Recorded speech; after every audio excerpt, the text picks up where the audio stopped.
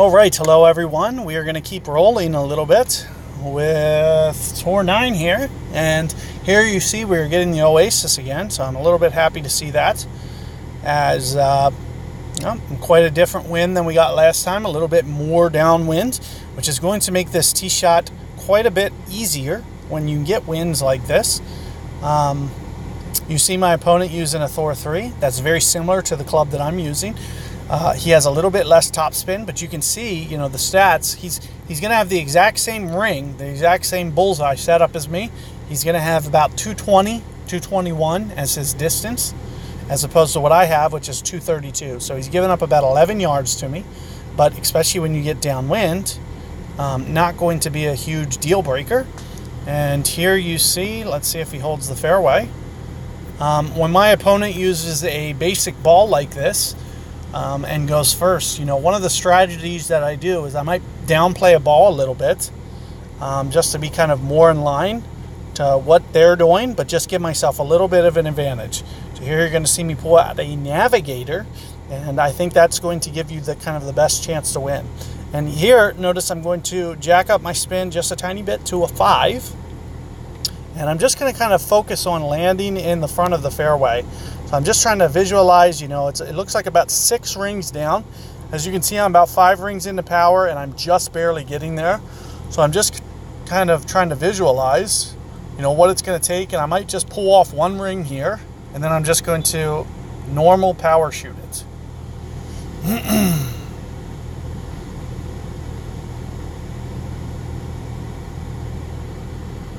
Not necessarily the best run out, so we're probably going to...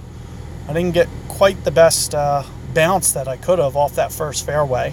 So it kind of came in a little bit lower. Straight downwind though. So usually on this downwind shot, I might actually not go for this rough bounce here. Oh, definitely don't do that. So never go for this downwind. It's going to be very, very challenging for my opponent here to land on that fringe and stop it short of the bunker. At the very least, back rough. I know it shows it on the ball guide, but you have to keep in mind, those pitches forward. The ball's going to pitch forward because it's so downwind that it's not going to land similar. Not to mention how hard it is going to be to actually land it on the fringe downwind like this. So odds are, he'll underplay the wind, it'll land on the green like that, run down into the sand.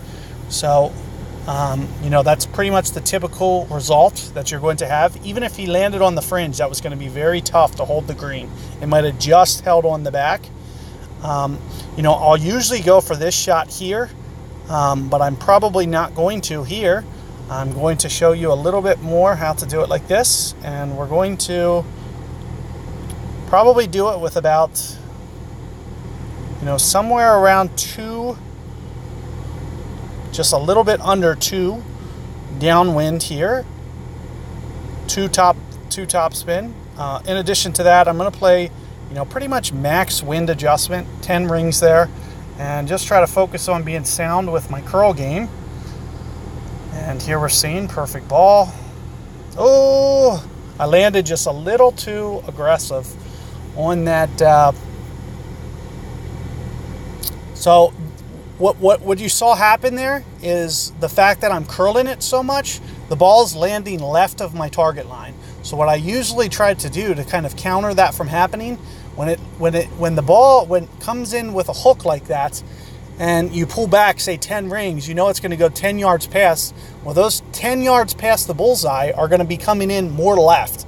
So what I usually do is I usually account and pull a little bit over to the right to just kind of account, because it's going to land a ring or 2 to the left. And there I'm just missing it. But I'll show you guys a little bit about trying to scramble here and see if we can't still get the birdie anyway. Because just because you make a mistake, doesn't mean that, you can't still win this hole outright. So, in terms of wind play here, I'm going to play it just gracefully off the edge here. It is going to pop up, and, the wind will come into play a little bit, but it's not going to be very much. And, it's going to come down to perfect ball, and there you see me jumping the gun, and that's going to cost me an opportunity at the holdout. So it basically comes down to perfect ball. And here you see, you know, I am missing my birdie opportunity. You know, it was a very tricky wind. That's basically the toughest wind that you can get on this hole because, and you know, it kind of, what you can do to play a little bit more safe is you don't have to curl it as much as I did, and we would have probably been okay. So, you know, what actually cost me that shot is doing so much excess curl to try to get it back towards the hole, when all you need is just a tiny bit of curl to get it onto the green. You can shoot it a little bit more to the right and be safe. Other than that, when you pull back, say 10 rings like I did, make sure that you're pulling it back right enough that when you actually apply the curl, you know, you have 2 or 3 rings accounted for. That's going to help you, you know, from making that little mental mistake that I did. The problem is I landed very too close. I landed way too much on that downslope, so when I actually hit the hook, you know, it just kind of projected down low into the sand instead of bouncing high and up. You need to avoid that downslope and try to hit it more on the, you know, away from the rough's edge there, and just get it out more in the open fairway. And with the curl, and you have better success. So good luck with doing that, but at the very least, you know, I'm going to show you how to execute another shootout. So not going to be, and you know, this is a very interesting wind. So you can see what my opponent did, and that's one of the reasons that I don't go for that shot at all. So you're never going to see me play for that shot because of what my opponent just did. So what you'll see me do is I'll play right into the middle of the fairway here, and I will play towards mid club here a little bit more. So instead of going 8 rings, I'm going to go about 7 rings, maybe 7.5. So there's 7.5 rings. Additionally, I will curl it.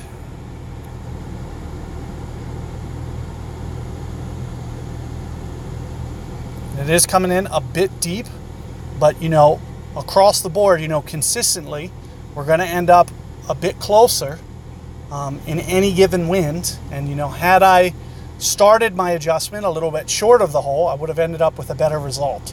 So what you're seeing is, you know, I kind of mentally forgot a little bit what I was doing. I was kind of out of my head. So, you know, even I forget some factors sometimes. So for whatever reason, let me talk about what went wrong with my shot. So I set up the ball guide to kind of stop next to the hole, like parallel to the hole. Like if you were to perpendicular, if you were to like draw a visual arrow straight over. But it's so downwind that if you do that, especially with the curl, that the ball is just going to keep projecting forward with all that extra topspin being applied by the wind. So what you need to do is you need to start your adjustment short of the hole, downwind like that, at least I'd say, you know, 2 rings visually, and see the hops, you know, well short of the hole, at least 2 rings worth before starting your adjustment. So that's what I should have done. And you will have a little bit more consistent results with that. You know, and the converse is also true. You know, had it been super into the face, you know, we'd do the opposite. We'd make the, you know, we'd start our setup with the ball guide past the hole by about 2-3 rings, because we know that it's going to, you know, condense the ball guide, and it's not going to pitch forward as much. So it'll actually, you know, backspin more, and you won't need to curl it as much either, because it'll be kind of side spinning a lot harder. So downwind, you're going to want to back off of the curl a little bit. Or no, did I say downwind? Into the wind, you're going to need to back off of the curl a little bit. Downwind, like we just had, we're going to want to try to crank it up a little bit, but at the same time, we also need to start short of the hole. So keep those tips in mind, and you know, those are the type of things that I think is going to cause you to win a lot of shootouts and have a lot of toward 9 success. So good luck there. I'll see you guys next time.